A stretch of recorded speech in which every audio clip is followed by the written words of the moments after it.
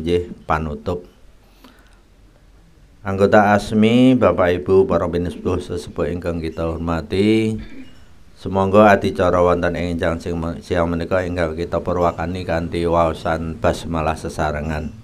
Bismillahirrahmanirrahim. Matur nuwun kanthi waosan basmalah kala wau. Mugi-mugi Allah ridho menapa ingkang kita lampahi wonten enjang siang menika lan dados pemberat amal soleh kita winjang wonten ing yaumul kiamah. Salajengipun wekdal kita caosaken dumateng Ustaz Mujiman, nanging saderengipun samangke saderengipun pun tutup nyuwun doa kagem anggota ASMI ingkang sakmenika mboten saged rawuh ingkang gerah paring ganjaran gerah supados samangke Allah paring gampil mantunipun lan saged kepanggih makempal malih kalian keluarga ASMI kangge pepanggihan candhaipun. Wekdal salajengipun kita caosaken dumateng Ustaz Mujiman sakcekapipun.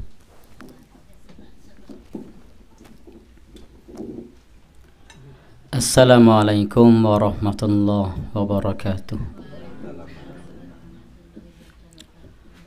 Alhamdulillah, hamdan wa syukran lillah, salatan wa salaman taimaini mutalazimaini ala habibina wa syafi'ina Muhammad ibn Abdillah wa ala alihi wa ashabihi wa mawalah, amma ba'du. Dumateng ngarsanipun para sepuh pinesepuh ingkang satuhu kinurmatan, dumateng ngarsanipun keluarga besar ASMI ingkang tansah kula hormati, langkung rumiyin kita memuji kelawan syukur dumateng Allah. Alhamdulillah wonten ing pepanggihan punika kita tasih pinaringan nikmat iman, nikmat Islam, nikmat saged silaturahim, nikmat saged kempal wonten ing papan punika. Salajengipun ingkang kaping kalih, shalawat salam mugi kunjuk dumateng junjungan kita Nabi Agung Nabi Muhammad sallallahu alaihi wasallam ingkang dados uswah hasanah kita, teladan terbaik umat manusia sepanjang zaman. Bapak Ibu wonten ing pepanggihan punika hamba bilih anggen kula matur samangke kathah lepat, kathah kelatuk wani kurang tuga, sasar susur tumpang sing atur, kathah ingkang boten pas tumraping paugeraning agami, paugeraning negari, saestu kula nyuwun pangapunten. Wonten ing pepanggihan punika kita badhe ngaji enteng-entengan. Menawa biasanipun kalih ustad-ustad ingkang sanes sampun abot-abotan, menika dipun selingi ingkang enteng-entengan. Ibarat nalika kita beto ember yen kiwa tengen niku abot sedaya niku anggenipun istirahat radi dangu, nanging menawi dipun selingi enteng lan abot saged dipun pindah ngiwa nengen. Nah menika menawi kala wingi sampun abot-abotan, saniki enteng-entengan. Nggih. Kita badhe membaca pesan-pesan kenabian ingkang sampun masyhur. Menawi kalau kepengker dulu saya pernah menyampaikan saking kitab Al-Kabair, dosa-dosa besar. Lan ugi kalau wingi kita sempat membaca kitab Ar-Ruh bab kematian, dosa besar terus kematian, sempat selingan menika kita kutipaken nggih menika 7 pesan saking pelajaran saking Kiai Haji Ahmad Dahlan kalian 17 falsafah ayat. Niku ingkang dipun tulis kalian Raden Hajid. Nah sakniki kita kula pendhetaken saking Riyadhus Shalihin, pisan-pisan nganggo Riyadhus Shalihin sik entengan.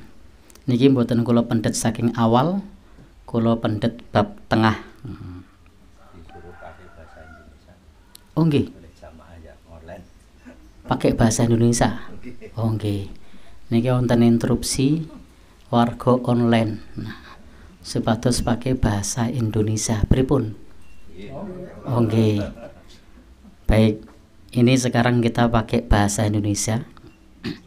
Ada interupsi. Tahrimud dzulmi, haramnya berbuat zalim. Wal amru biraddil madzalim, dan perintah untuk menolak kezaliman. Jadi haramnya berbuat zalim dan perintah untuk menolak kezaliman. Bapak Ibu, saya tertarik untuk membaca bab ini karena hari-hari ini, pekan-pekan ini di negeri kita ada banyak tindakan kezaliman. Kemudian juga di negara lain, kemarin saya melihat berita seperti di Nepal, itu betul-betul mengatasnamakan aspirasi, tetapi yang terjadi adalah praktek kezaliman. Mosok wong demo nggawa eskavator.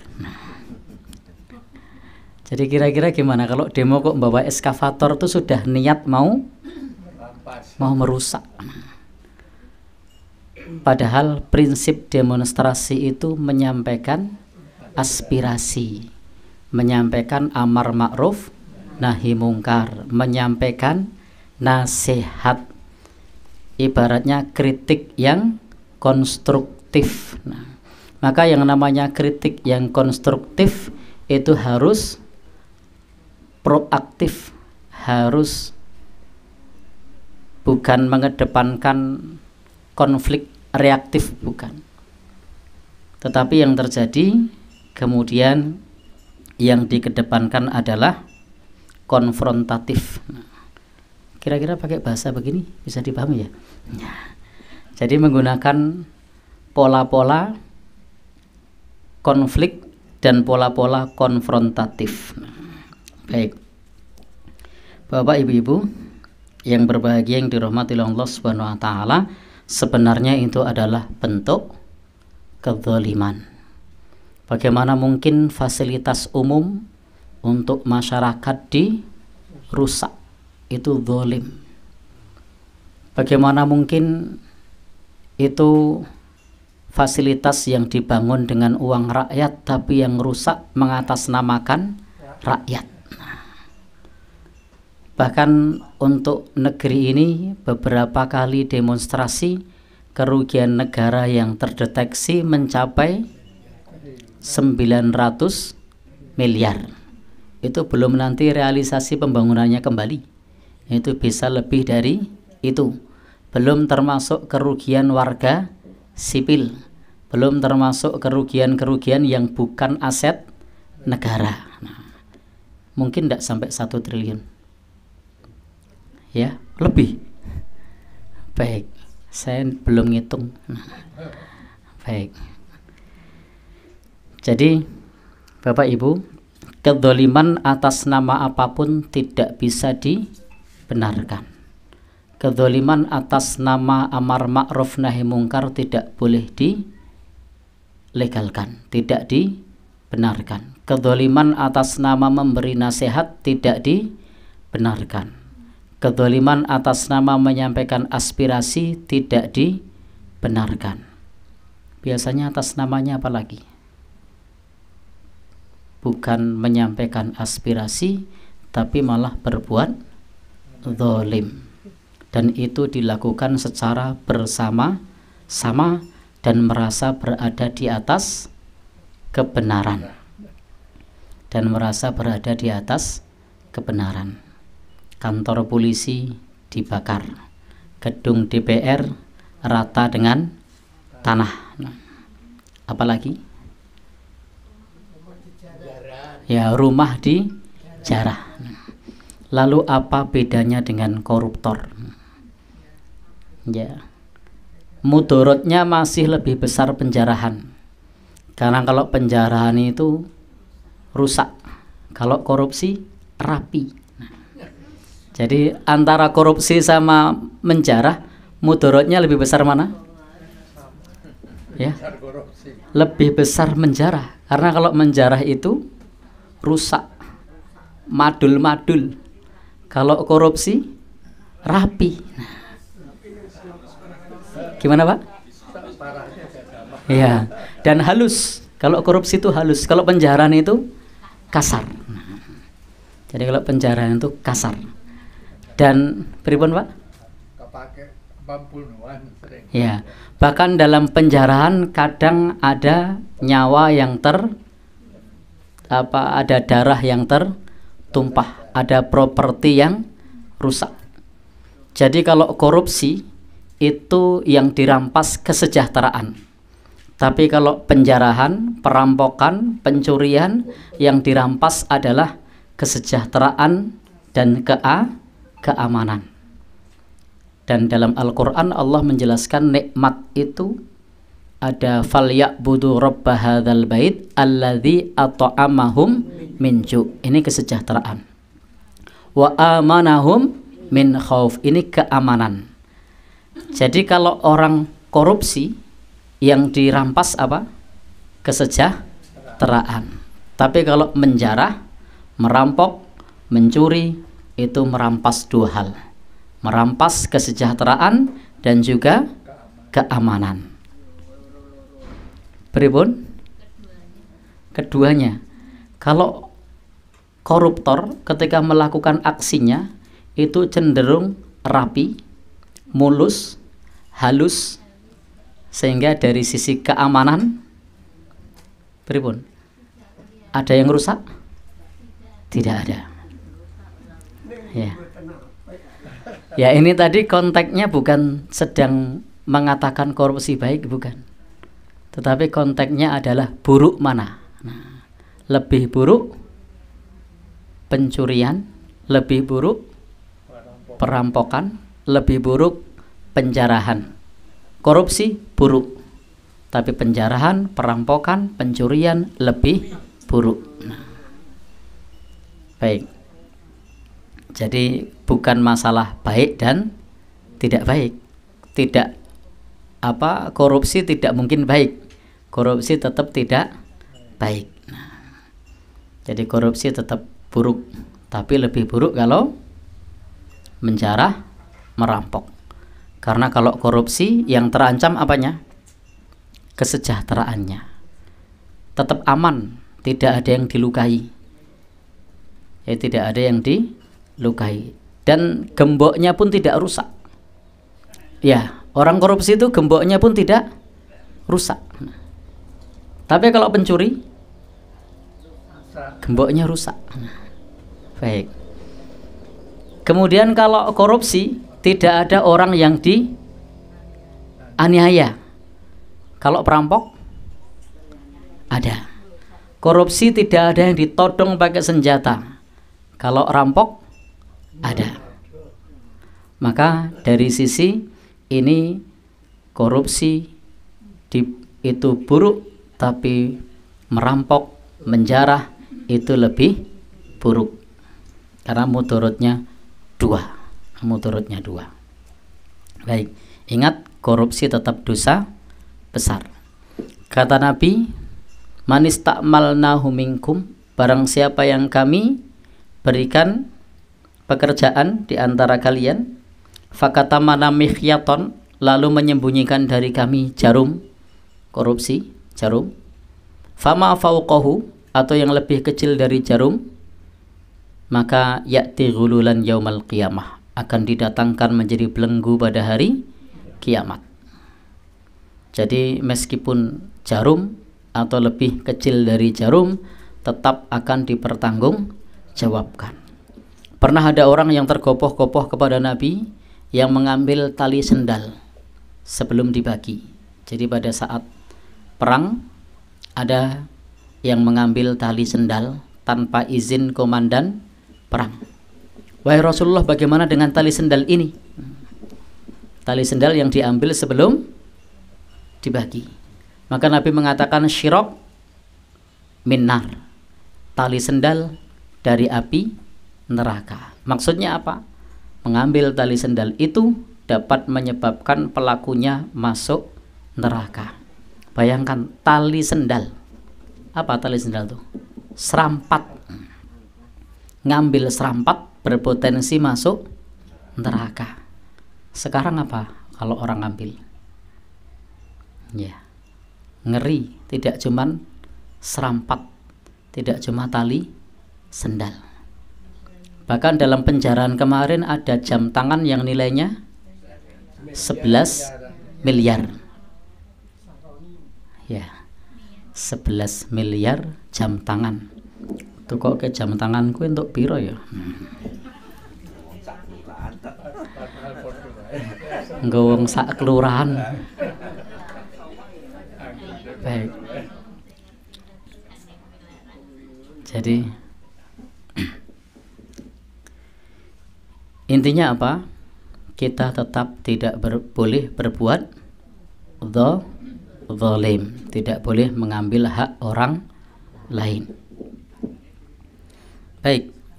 Kemudian dalam hadis yang lain, saya sering sampaikan ini ke ibu-ibu semua, masih ingat tentang seorang yang mati di medan perang.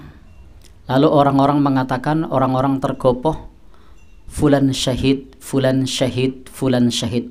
Lari tergopoh-gopoh mengatakan fulan mati syahid, fulan mati syahid, fulan mati syahid. Kata Nabi, kalla, sekali-kali tidak. Apa kata Nabi? Sekali-kali tidak. Fulan ini di alam kuburnya dilahap oleh api. Kenapa? Karena ternyata fulan ini korupsi jubah. Jadi pada saat perang mengambil jubah di medan perang sebelum dibagi, membuatnya yatalhab-hab fi qabrihi, membuatnya berkobar-kobar di kuburnya, sehingga orang yang korupsi itu berpotensi mendapatkan api 2 kali, api di alam kubur, api di alam akhirat. Jadi nanti barang yang dikorupsi itu akan menjadi api, api di alam kubur, kemudian api di alam akhirat. Dan alam kubur itu merupakan kabar pertama sebelum kehidupan akhirat. Faman najaminhu, barang siapa yang selamat di alam kubur, fama ba'dahu aisar, maka nanti di alam akhirat akan lebih mudah. Tapi barang siapa yang di alam kubur itu dibakar api atau disiksa kubur, fama ba'dahu asyad, maka nanti di akhirat akan lebih berat. Nah, baik. Jadi tadi korupsi jubah itu menjadi yatalhab-hab, nah, menjadi bergejolak, berkobar-kobar api di alam kuburnya. Ada pula, masih ingat saya pernah sampaikan, ada orang yang pada saat itu famtana an-nabiyyu sallallahu alaihi wasallam an salli alaihi, Nabi enggan untuk menyolatkan jenazah. Jadi Nabi tidak mau menyolatkan jenazah itu. Maka para sahabat bertanya, wahai Rasul, kenapa engkau tidak menyolatkan jenazah itu? Apa kata Nabi? Inna sahibakum ghalla fi sabilillah, sahabatmu ini korupsi saat perang fi sabilillah. Jadi Nabi tidak mau nyolati karena orang tadi korupsi saat perang fi sabilillah. Maka kemudian fafatashna mata'ahu, kami periksa gerangan apa yang dikorupsi. Ternyata apa yang dikorupsi?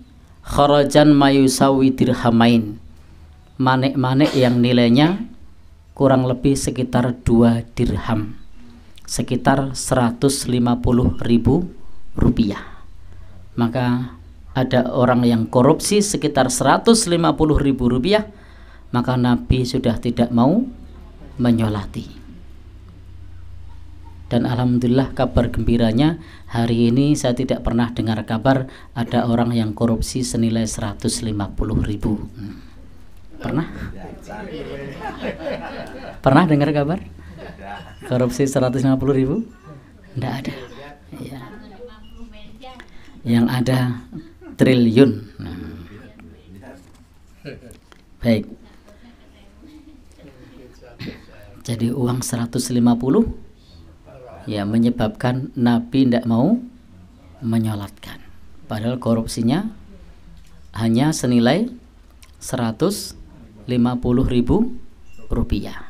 Di awal tadi korupsi tali sendal penyebab masuk neraka. Ngeri. Jadi ngeri memang mengambil hak orang lain. Baik. Jadi intinya kita tidak boleh berbuat zalim. Sesuai dengan bab ini tahrimud dzulmi, haramnya berbuat zalim. Baik, di sini yang pertama adalah haramnya zalim, yang kedua wajibnya menolak kezaliman. Jadi haramnya berbuat zalim, yang kedua wajibnya menolak kezaliman. Jadi kalau ada kezaliman jangan diterima, tapi ditolak. Jadi wajibnya untuk melawan atau menolak kezaliman. Tapi biasanya kalau ada kezaliman diterima apa ditolak? Pas pemilu ada yang nyuap. Loh, kok bisa? Ya, tetap diterima. Kok iso? Iya. Baik. Perintahnya menolak kezaliman. Dan kadang saat ini sesuatu yang zalim dianggap biasa. Apa pengertian zalim? Pengertian zalim, wa'lam annadz-dzulma huwa an-naqsu. Makna zalim itu adalah an-naqsu, kurang. Karena ketika kita berbuat zalim itu nanti akan mengurangi pahala kita. Jadi kalau kita berbuat zalim nanti akan mengurangi pahala kita. Maka siapapun yang berbuat zalim berpotensi pahalanya berkurang di akhirat. Jadi siapapun yang berbuat zalim berpotensi pahalanya kurang di akhirat. Makna zalim yang pertama. Makna zalim yang kedua makna zalim yang kedua adalah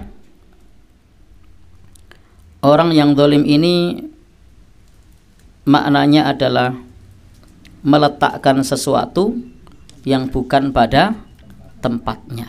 Itu namanya zalim. Nah, jadi menempatkan sesuatu bukan pada tempatnya namanya zalim. Ada lagi makna zalim kurang. Zalim juga akar kata yang sama dari kata gelap. Jadi zalim adalah dari akar kata yang sama yang bermakna gelap. Karena orang yang zalim itu nanti akan gelap pada hari kiamat. Jadi ittaqud dzulma fa innadz dzulma dzulumatu yaumal qiyamah. Hati-hatilah dari berbuat zalim karena zalim itu akan menjadi kegelapan pada hari kiamat. Jadi zalim tadi maknanya apa? Pertama, kurang karena akan mengurangi pahalanya. Kemudian yang kedua, meletakkan sesuatu yang pada tempatnya. Yang ketiga, ya, baik. Itu diantara makna-makna zalim. Maka kita tidak boleh melakukan atau berbuat zalim karena di dunia matanya tetap bisa melihat, nanti pengaruhnya di akhirat. Ya, di akhirat nanti akan berkata, Rabbi lima hasyartani a'ma wa qad kuntu basira. Wahai Tuhanku, kenapa engkau bangkitkan aku dalam keadaan buta, padahal dahulu kami dapat melihat. Jadi nanti akan gelap pada saat dibangkitkan. Bahkan saking gelapnya tidak bisa melihat apa-apa, sehingga berkata Rabbi lima hasyartani a'ma, wahai Tuhanku, kenapa engkau bangkitkan aku dalam keadaan buta? Wa qad kuntu basira, padahal dulu aku di dunia dapat melihat. Jadi di dunia dapat melihat, di akhirat bisa buta kalau suka berbuat zalim. Ya. Listrik mati saja sudah.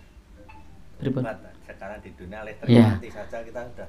Listrik mati rong dino kemekalna. Baik. Apalagi selamanya ya. Ya. Apalagi di akhirat itu alam keabadian. Khalidan mukhalladan. Khalidina fiha abada. Padahal kita listrik mati 2 hari saja sudah. 2 jam. Oh, 2 jam. Wes kemekelen. Malam hari Ya. listrik mati. Padahal saya dulu waktu kecil itu tempat saya belum listrik, tetangga sudah pada listrik, saya biasa aja loh. Saiki kok nek mati ngono. Bingung. Saya ingat waktu kecil tuh kalau belajar sinau itu sering rambutnya kebrongot loh, krunyus. Jadi iya. Iya betul. Itu apa namanya, rambutnya itu putih-putih itu loh, karena kebrongot. Betul kok. Ada yang pernah begitu? Oh, berarti jenengan masa kecilnya sama dengan saya. Oh gitu. Baik. Ya, saya mengalami itu. Jadi larangan berbuat zalim. La yajuzu lil insan, tidak boleh bagi kita untuk berbuat zalim. Di antara bentuk zalim itu adalah zalim kepada Allah. Jadi zalim kepada Allah. Kita bahas dulu zalim kepada Allah. Zalim kepada Allah itu biasanya salah satu dari 2. Jadi zalim kepada Allah salah satu dari 2. Apa? Yang pertama, tarku wajibin. Zalim kepada Allah yang pertama adalah meninggalkan kewajiban. Jadi ketika kita meninggalkan kewajiban, kita sudah zalim kepada Allah. Ora sholat, itu sudah zalim kepada Allah. Ya, apalagi tidak syahadat, itu sudah zalim sezalim-zalimnya. Maka kalau sampai ada orang mengatakan lebih baik pemimpin yang kafir tapi adil atau pemimpin muslim tapi zalim, itu pertanyaan yang aneh.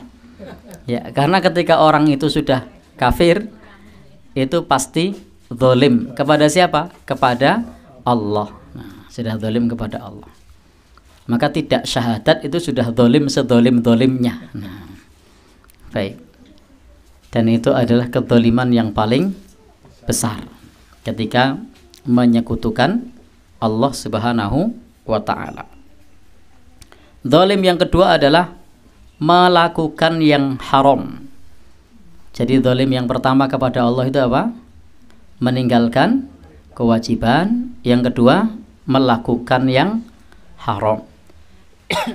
Jadi zalimnya ya 2 itu. Kalau tidak meninggalkan kewajiban, melakukan yang haram. Tidak jauh-jauh dari 2. Dan yang tampak kalau kewajiban kita pertama apa? Mentauhidkan Allah. Maka menyekutukan Allah, zalim yang paling zalim.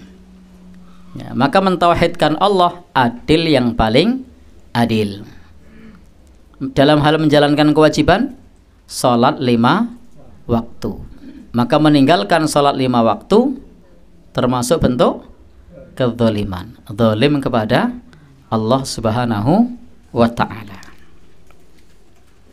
Sehingga zalim itu ada yang yata'allaku bihukukillah, ada yang terkait hak-hak Allah. Maka di sini cukup 2. Apa tadi? Meninggalkan kewajiban. Yang kedua, ya, yang pertama meninggalkan kewajiban, yang kedua melakukan yang haram. Baik. Kemudian yang kedua adalah zalim kepada Rasulullah. Nah, jadi kadang orang zalim kepada Allah, kemudian kadang orang zalim kepada Rasulullah sallallahu alaihi wasallam. Apa di antara bentuk zalim kepada Rasulullah? Tidak percaya dengan berita-beritanya. Rasul mengabarkan lalu mengatakan, oh, sik ngomong ya wong. Kono ya rong tahu mati. Maka ini zalim kepada Rasulullah sallallahu alaihi wasallam. Apalagi bentuk zalim kepada Rasul selain tidak percaya tentang berita hadis-hadisnya? Ya. Selain tidak percaya dengan hadis-hadisnya, zalim kepada Rasulullah di dalam hal ibadah tidak ittiba kepadanya. Jadi ibadah gawe tuntunan dewi, Rebo salat Rebo wekasan, salat Maulid Nabi, salat rejeban. Kok suwe-suwe salate warna-warna. Nggih. Rabiul Awal gawe salat Maulid Nabi. Terus Sapar gawe salat Rebo pungkasan. Nggo Isra Mi'raj gawe salat Isra Mi'raj. Nek Oktober salat apa? Ya. Baik. Intinya apa? Kita sudah zalim kepada Rasulullah ketika kita beribadah tidak sesuai tuntunannya. Nah, kita sudah zalim. Ketika kita tidak percaya hadisnya, kita sudah zalim kepada Rasulullah sallallahu alaihi wasallam. Maka kita wajib untuk percaya itu semua. Masuk akal atau tidak masuk akal. Kalau beliau sudah bersabda, maka wajib kita terima, wajib kita ikuti. Inilah yang disebut ittiba. Dan ini sesuai dengan perintah Al-Qur'an untuk menjadikan beliau uswah hasanah.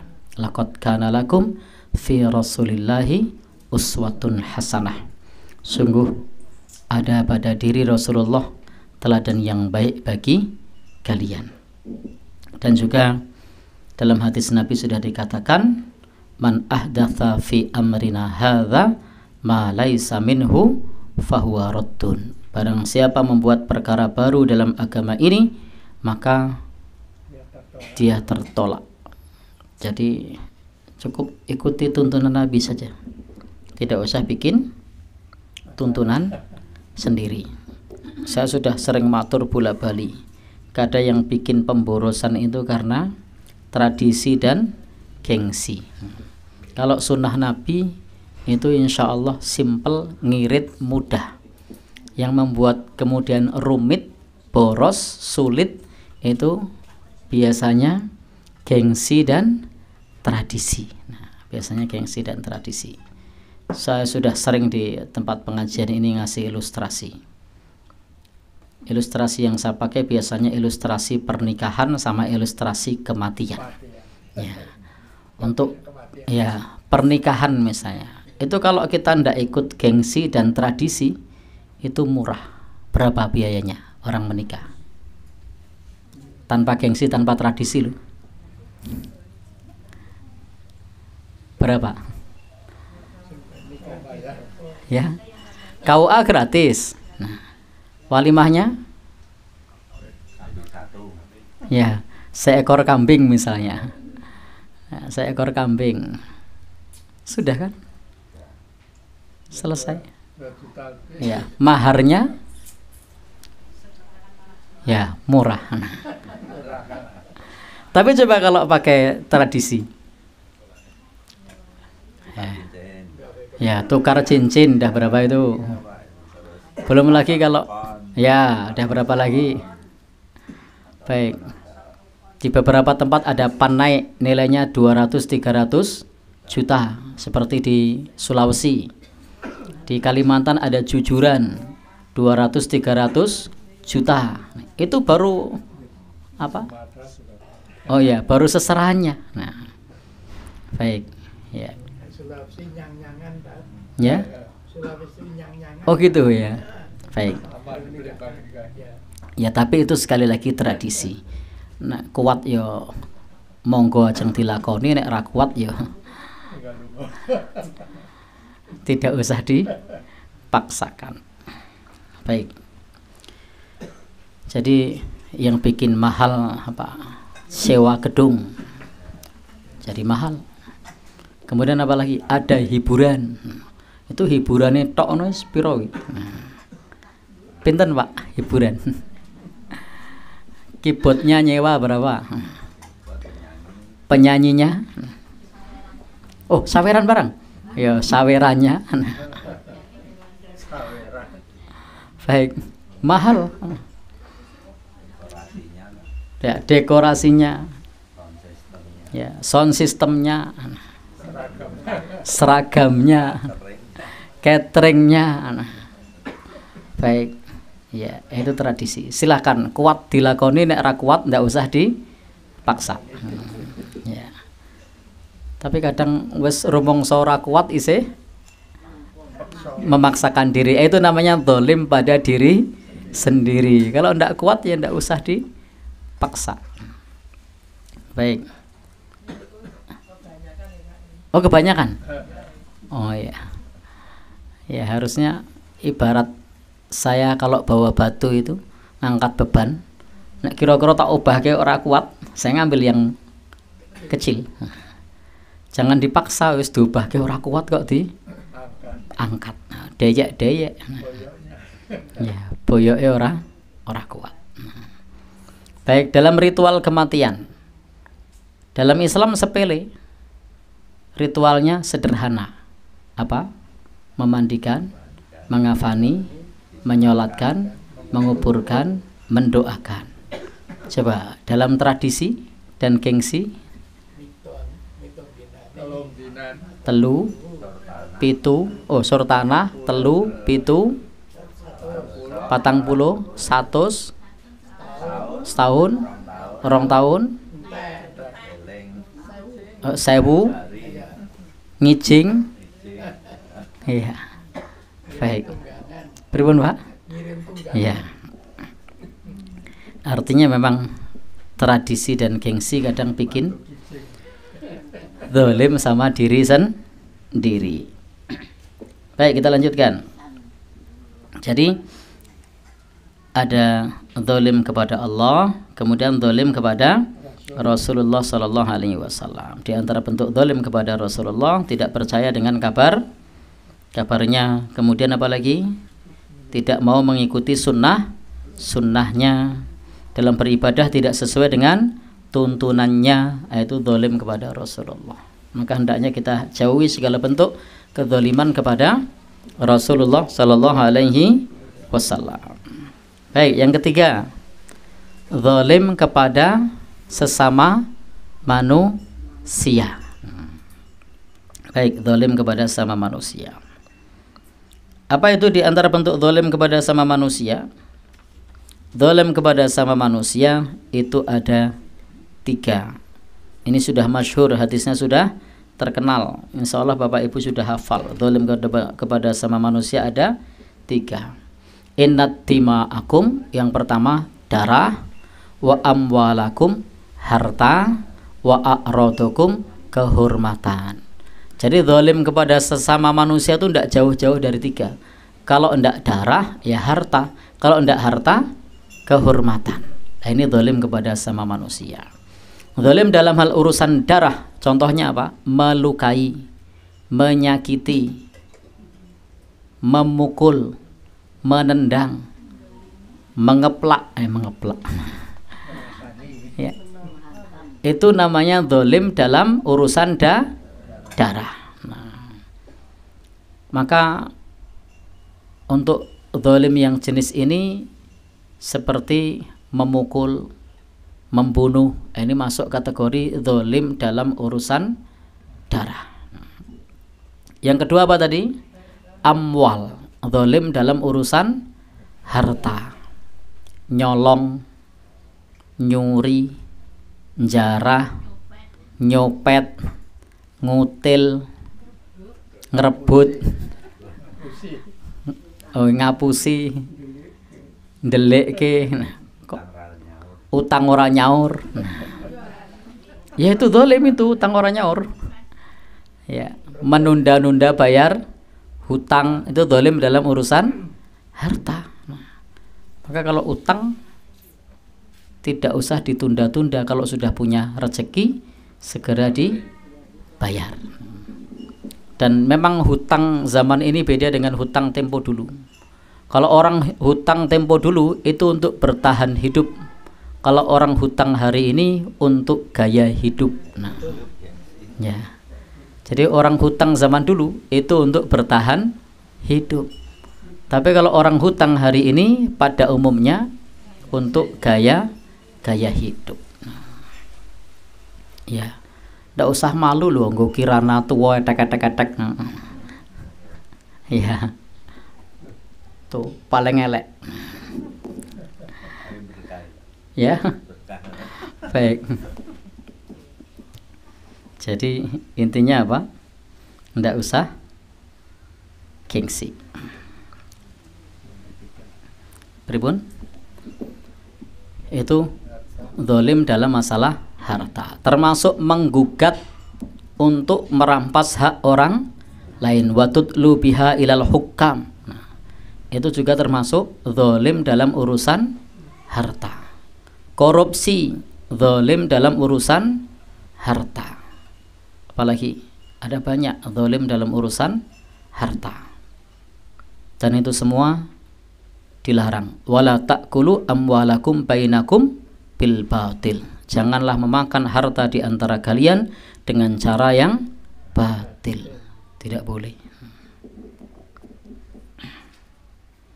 Kemudian yang ketiga, zalim kepada sama itu a'rad, kehormatan.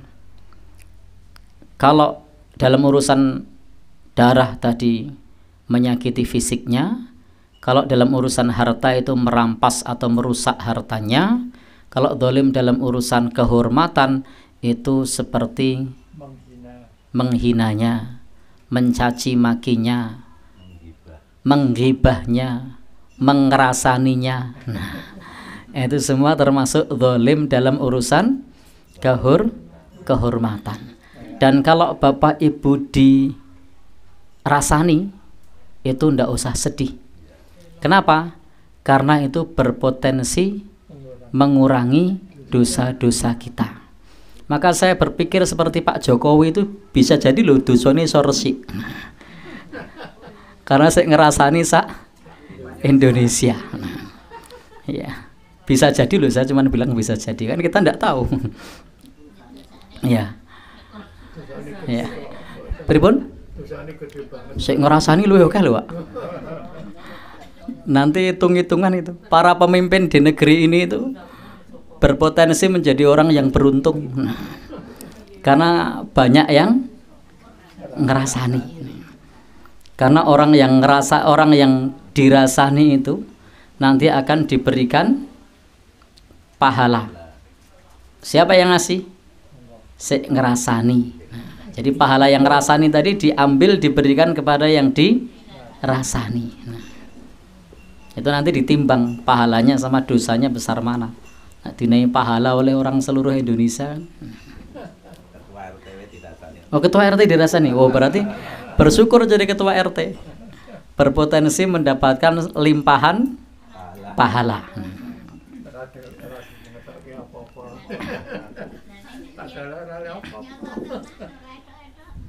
Pripun? Iya. Justru karena nyata itu disebut ghibah. Kalau tidak nyata itu namanya ya fitnah atau buhtan. Baik. Jadi tidak usah menjatuhkan kehormatan orang lain, apalagi kepada pemimpin. Kadang miris di negeri ini, pemimpin dicaci maki, dibilang kelemar-kelemar, dibilang plonga-plongo, dan lain-lain. Ya, jadi intinya ndak usah ngerasani, karena kalau ngerasani berarti pahala kita akan dikurangi, diberikan kepada orang yang dirasani. Ya, meskipun nyata, Bu. Prinsip ngerasani itu adalah dzikruka akhaka bima yakrah. Ketika engkau menyebut saudaramu atas apa yang saudaramu jika mendengar tidak suka. Ya, tidak disebut ngerasani kalau saudara yang kita sebut tadi mendengar suka. Nah, contohnya misalnya ada orang yang hobi main judi dan dia suka cerita-cerita, wah aku membengi judi menang. Lalu kita rasani dan dia itu seneng kalau diceritakno judinya, maka itu tidak termasuk ngerasani. Disebut ngerasani itu karena yang dibicarakan tidak suka. Kalau misalnya saya bilang di sini Pak Sis ini dermawan, kalau mendengar kan beliau suka, maka itu bukan ngerasani. Tapi ketika saya bilang Pak Sis pelit, nah, dan beliau kalau mendengar marah, maka itu namanya ngerasani. Baik, jadi prinsip ngerasani itu jika yang bersangkutan mendengar tidak senang, maka itu namanya ngerasani. Tanda-tanda orang ngerasani itu nek wonge teko, nah langsung meneng. Nah, lagi ngomong gitu terus wonge teko, meneng. Nah ini berarti ngerasani. Tapi kalau wonge teko tetap diteruske berarti bukan ngerasani. Nah. Ya. Pripun? Jadi intinya ngerasani itu apa tadi? Dzikruka akhaka bima yakroh, menyebut saudaramu atas apa yang jika dia mendengar tidak suka. Kalau dia mendengar suka itu bukan ngerasani.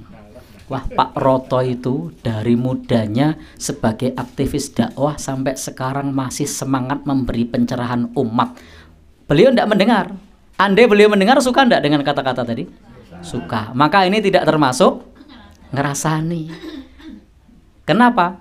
Karena jika yang bersangkutan mendengar senang. Pripun? Iya. Tapi kalau yang bersangkutan mendengar kok tidak suka, itu namanya ngerasani. Ya. Jadi misalnya mengatakan kepada seseorang, wah orang itu Pak Mujiman ini mangkat pengajian tekone mesti telat. Nah, meskipun itu nyoto, tapi karena saya mendengar tidak suka, maka itu termasuk ngerasani. Tapi kalau saya mendengar suka, maka itu bukan ngerasani. Nah, baik. Karena sekarang ini Ibu di beberapa komunitas tren ustadz itu kalau datang telat, telatnya semakin lama, semakin terhormat, semakin dirasani. Baik. Ya maksudnya ini semakin dianggap terhormat di sebagian masyarakat. Ada pengajian yang ustadznya hadir jam 11, hadir jam 12 malam. Nah, baik. Lalu kemudian dirasani ustadznya suka telat. Nah, tapi ternyata ustadznya mendengar seneng, maka itu tidak termasuk rasani. Tapi ustadznya mendengar kok protes, aku telat ya mergo jadwalku akeh. Nah, berarti termasuk ngerasani. Jadi intinya apa?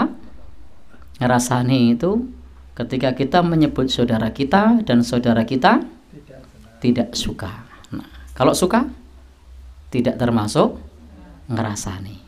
Baik. Berarti yang baik tadi tidak nambah pahala ya Pak yang dirasani. Pripun?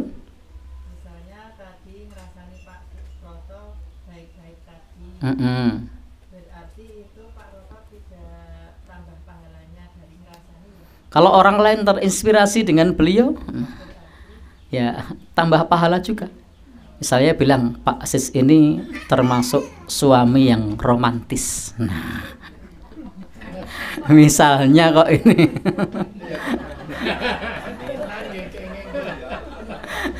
Soalnya jawabannya kan nanti ada di istrinya kan, Pak Sis kan enggak bisa. Ya. Jawabannya iya apa enggak, itu istrinya. Lalu kemudian orang-orang terinspirasi. Gimana toh cara Pak Sis memperlakukan istrinya? Oh, kemana-mana diajak. Kemudian apa lagi? Makan sepiring.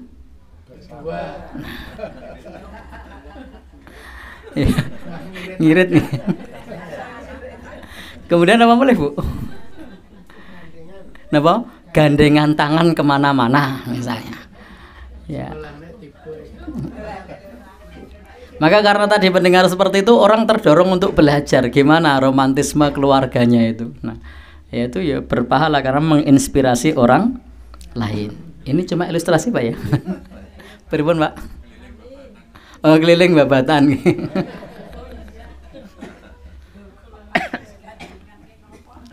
Baik.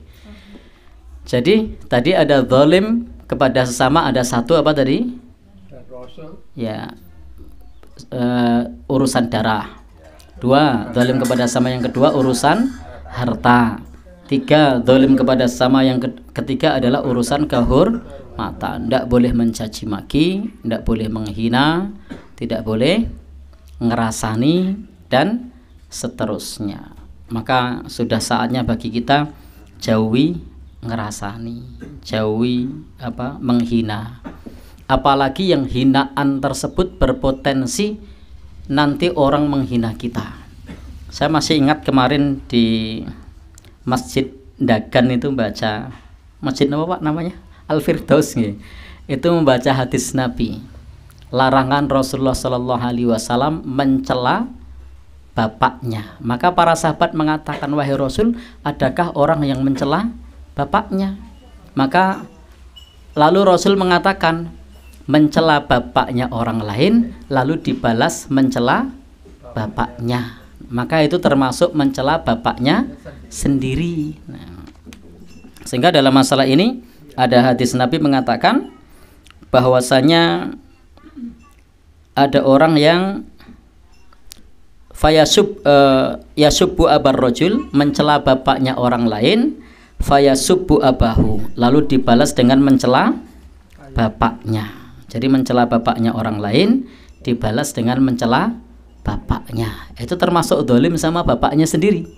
Nah, ini namanya prinsip aksi reaksi. Nah, jadi ada aksi, ada reaksi. Termasuk juga fayasubbu yasubbu Umar rajul, ada orang yang mencuri mencaci ibu orang lain lalu dibalas mencaci ibunya. Itu sama saja mencaci maki ibunya sendiri. Jadi zalim itu ada aksi, ada reaksi.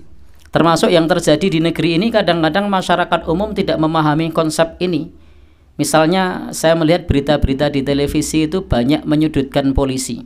Mohon maaf, saya bukan keluarga polisi, saya tidak ada kepentingan dengan polisi, saya sering ditilang polisi ya.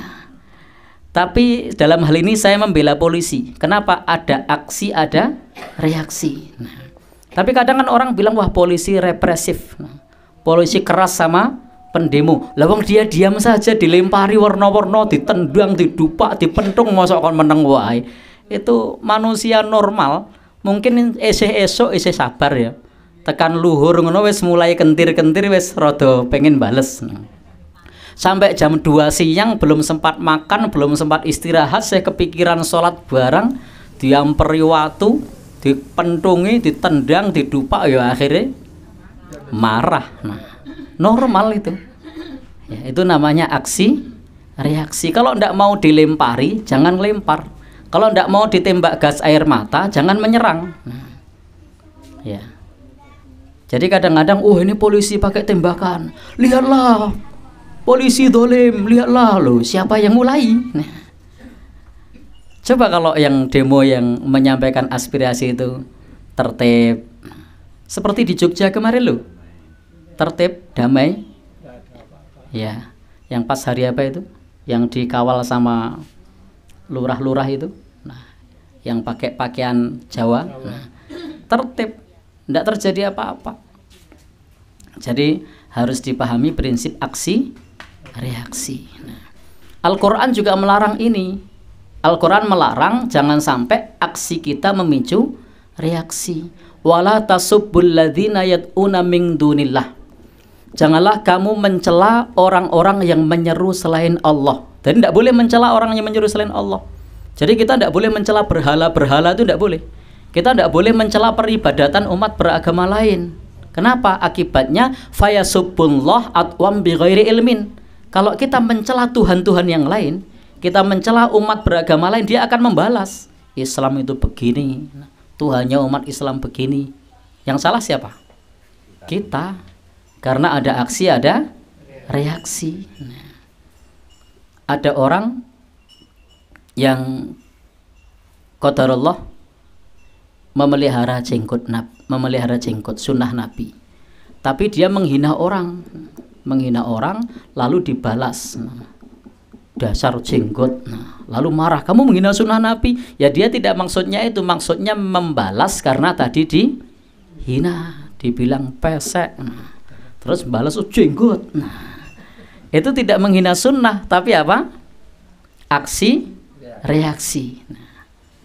Jadi lihat apakah ada prinsip itu, aksi reaksi. Maka tidak boleh kita melakukan sesuatu yang justru itu zalim kepada orang lain, yang kezaliman itu akan kembali kepada diri kita sendiri. Baik. Tapi kadang masyarakat umum seperti yang beredar, video-video yang beredar itu pada umumnya menyalahkan polisi. Sudah diamankan saja yang kebakaran banyak, umpama dibiarkan ngono wis sak karepmu ngono kira-kira piro. Iya. Jadi sudah diamankan saja yang kebakaran banyak, kerugian mencapai 900 miliar. Ya. Sudah dijaga saja, penjaraan masih ada. Coba dibiarkan. Baik. Jadi intinya silahkan kalau menyampaikan aspirasi boleh, amar ma'ruf nahi mungkar ajaran agama, memberi nasihat ajaran agama, tapi anarkis berbuat zalim bukan ajaran agama. Baik, lanjut. Zalim kepada Allah, zalim kepada Rasulullah, zalim kepada orang lain. Orang lain ada 3 tadi ya. Kepada Allah ada 2, menjalankan apa? Menjalankan larangan, meninggalkan perintah, itu zalimnya. Kepada Rasulullah tidak ittiba sunnah, malah menjalankan bid'ah. Kepada sama manusia ada 3 tadi ya, darah, harta, kehormatan. Baik, yang berikutnya kezaliman terhadap diri sendiri. Nah, zalim terhadap diri sendiri. Nah, termasuk aksi reaksi tadi masuk kategori zalim kepada diri sendiri, karena aksinya memicu reaksi menzalimi dirinya sendiri. Kira-kira misalnya saya mengatakan bapakmu begini, dia balas bapakmu gitu enggak? Ya, itu sebenarnya zalim kepada diri sendiri. Jadi ada orang lagi duduk santai begitu, lalu kemudian nyun sewu nggih, kula keplak, terus kula melayu, kula duyak mboten? Iya. Ya, itu namanya aksi reaksi. Itu taubahnya selain zalim kepada orang lain juga zalim kepada diri sendiri. Apalagi yang zalim kepada diri sendiri? Minum minuman keras. Nah, itu zalim kepada diri sendiri. Akalnya rusak. Jadi akalnya rusak. Narkoba, zalim kepada diri sendiri. Akalnya rusak. Rokok, jangan ngapun tuh loh saya ngerokok. Kadang saya ngomong itu pahit lah, piye meneh to ya. Ya. Karena itu juga zalim kepada diri sendiri dan orang lain. Nah, apa lagi? Contoh zalim kepada diri sendiri ada banyak. Narkoba, minuman keras, rokok. Ya. Termasuk zalim kepada diri sendiri adalah pola tidur yang tidak seimbang. Zalim kepada diri sendiri. Nek awan melek, nek bengi turu itu normal. Tapi diwalik, nek awan turu, nek bengi melek, ini tidak normal. Pisan pindu tidak masalah. Karena tubuh kita ini harus istirahat dengan nyenyak antara pukul 11 sampai pukul 20, sampai pukul 2 malam. Itu harus istirahat karena di situ ada perbaikan sel-sel di dalam tubuh untuk regenerasi. Baik. Jadi intinya harus jaga pola tidur, jaga pola makan. Sudah tahu diabetes, minumnya gula. Nah, itu zalim sama diri sendiri. Nah, sudah tahu sakitnya asam lambung, ngopi. Nah, Itu zalim sama diri sendiri. Kira-kira gimana nek asam lambung ngopi? Tapi biasanya penyebabnya makanan yang disenangi. Oh gitu, penyebabnya yang disenangi. Nih, beliau yang punya asam lambung jadi jenengan apa Pak biasanya Pak? Ya seperti jadah. Oh jadah, oh, itu. Oh iya. Tapi bisa ngerem Pak ya? Kadang tidak. Oh kadang-kadang tidak. Nyaman. Iya. Pas sakit bisa ngerem lah. Oh pas sakit bisa ngerem. Nek pas sehat enggak. Makan. Terus sakit. Iya, minum obat. Iya. Nah itu masuk zalim pada diri sendiri. Ada banyak jenis zalim pada diri sendiri. Sudah tahu asam uratnya akut wis iso mlaku sehat disuguhi emping sak lodong dientekke. Sesuk ra iso mlaku. Terus sambat terus bojone werna padahal kesalahannya sendiri. Ini zalim sama diri sendiri. Pernah enggak Bu kira-kira? Oh pernah. Oh sering. Contohnya apa Bu? Ya. Jadi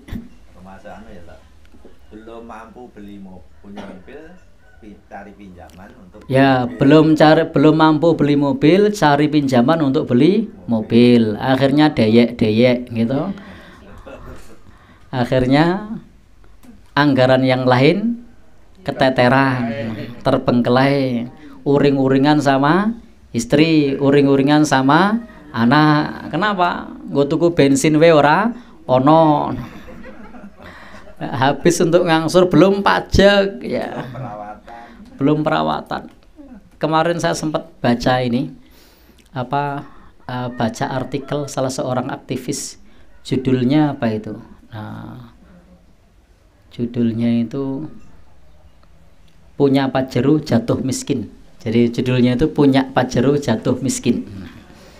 Ya. Itu kisah nyata. Jadi setelah punya Pajero malah ya, karena untuk biaya perawatan, untuk biaya macam-macam itu mahal.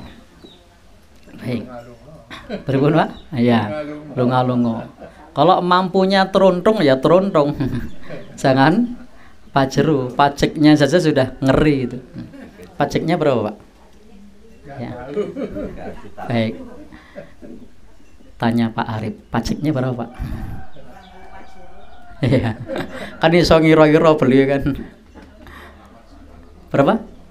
8 juta loh. Pajaknya 8 juta. Nah, itu baru pajaknya. Belum CC-nya tinggi, harus pertamak. Nah, jadi sudah angsurannya mahal, CC-nya tinggi, pajaknya tinggi. Ya paling enak kirana tuwa ngono kae lho. Bensin tengah. Iya. Kita lanjutkan. Jadi tidak boleh kita zalim kepada diri sendiri. Pola tidur, pola makan, karena itu bisa menzalimi diri sendiri. Pola belanja, ya itu bisa menzalimi diri sendiri. Dan itu semua orang. Saya pribadi itu termasuk orang yang sering zalim kepada diri sendiri, terutama dalam masalah pola tidur. Jadi ya, kadang-kadang malam itu jam 10 baru pulang, tahu-tahu ditelepon, Ustadz minta tolong ruqyah di mana? Godian. Oh, tekan Godian. Kok mulai wis jam loro. Lagi istirahat sedelo wis mangkat pengajian subuh. Baik, sesuk awan mulang nang sekolah. Isih aktivitas yang lain sore begitu lagi. Ya. Jadi kadang-kadang mestinya kan sebelum jam 11 sudah tidur. Baik. Berikutnya, terakhir. Jadi tadi zalim kepada Allah, zalim kepada Rasul, zalim kepada sesama, zalim kepada diri sendiri. Yang berikutnya adalah zalim kepada alam lingkungan. Nah, ini termasuk zalim yang dilarang. Jadi kita tidak boleh zalim kepada alam lingkungan sekitar kita. Di situ disebutkan dakhalatim ra'atun fi hirrah. Ada seorang perempuan masuk dakhalatin naru imra'atun fi dhirrah. Jadi dakhalatin imra'atun nara fi hirrah. Seorang perempuan masuk neraka disebabkan karena kucing kecil. Dia ngurung kucing kecil, kucing kecilnya mati. Ya, maka kepada kucing pun kita tidak boleh dolim. Nah, jadi kepada kucing pun kita tidak boleh dolim. Maka dolim kepada kucing berpotensi masuk neraka. Dolim kepada ayam yang kita punya berpotensi masuk neraka. Kok ngeri ya? Lah, tadi Nabi mengatakan apa? Ini sungguh-sungguh terjadi. Dakhalatim ra'atun nara fi hirrah. Seorang perempuan masuk neraka karena kucing kecil. Kucingnya dikurung, tidak dikasih makan, mati, menyebabkan masuk neraka karena zalim sama kucing. Maka berbuat baik sama kucing, sama tumbuhan, sama lingkungan itu termasuk amal soleh. Maka ketika kita berbuat baik kepada hewan, kepada lingkungan, termasuk amal soleh. Maka Nabi mengatakan fi kulli kabitin rotbatin ajrun. Beramal soleh kepada setiap yang punya hati yang basah itu ada pahalanya. Jadi berbuat baik kepada yang punya hati. Contohnya tadi kucing punya hati enggak? Punya ya. Maka semua hewan yang punya hati itu ketika kita berbuat baik itu ada pahalanya. Berbuat baik kepada yang basah, nyiram tanaman itu ada pahalanya. Maka termasuk di sini membuang sampah sembarangan itu termasuk zalim kepada lingkungan. Termasuk zalim kepada alam. Baik, demikian yang bisa kita sampaikan di kesempatan ini. Mudah-mudahan kita dijauhkan dari kezaliman, dan kezaliman kepada sama manusia itu salah satu taubatnya harus minta maaf. Kalau urusan harta harus dikembalikan. Kalau urusan kehormatan harus minta maaf. Pak Lek wingi jenengan kula unek-unekke. Sakniki kula njaluk ngapura. Lek ngunekke muni piye? Lek jawab pripun? Oke. Intine zalim kepada sama manusia wajib minta maaf. Zalim urusan harta wajib dikembalikan. Zalim urusan darah maka wajib kisos. Kalau tidak kisos maka membayar uang ganti rugi yang pantas. Ya. Kalau dengan binatang, Pak, misalnya ada memelihara sapi atau kambing, terus sudah diberi makan tapi gembar-gembor, mbak-mbak terus ditapuki. Ya sama. Itu gimana? Itu namanya zalim kepada hewan, sama. Tidak boleh zalim sama ya. Nanti diadili di akhirat itu. Kalau hewannya masih ada sekarang perlakukan dengan baik. Nah, ya dilus-lus ya. Baik.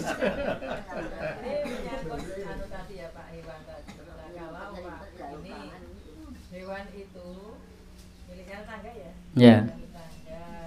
Nah, terus lekongnya itu kan baunya sedap di tetangga. Ya. Zalim enggak, Pak? Yang zalim yang punya itu. Nah. Ya, maka yang punya perlu menertibkan kotorannya supaya tidak bau, atau cari kandang yang jauh dari pemukiman. Karena prinsip zalim kepada tetangga itu ketika tetangganya terganggu. Kecuali tetangganya ikhlas, tidak apa-apa. Jadi datang ke rumah-rumah tetangga, kula nyuwun ikhlas ya wis ora apa-apa, sing penting sesuai nek adol dibagi, ngono to. Nah, ya wis penting sesuai nek adol dibagi. Nah, banyak kok yang punya ayam di kampung-kampung itu modelnya gitu. Kenapa kok baunya kayak gitu? Mereka itu ndak protes karena tiap panen tuh mereka dikasih walaupun cuma ayam satu. Ya. Jadi tetangganya itu di sekitar kandang ayam itu mereka pada dikasih. Jadi ketika kemudian ada yang protes, dia yang tampil paling depan membela. Karena apa? Karena dia selalu dikasih ayam kalau panen. Nah, ya. Tapi nek sapi maksud dini sapi. Ya. Baik.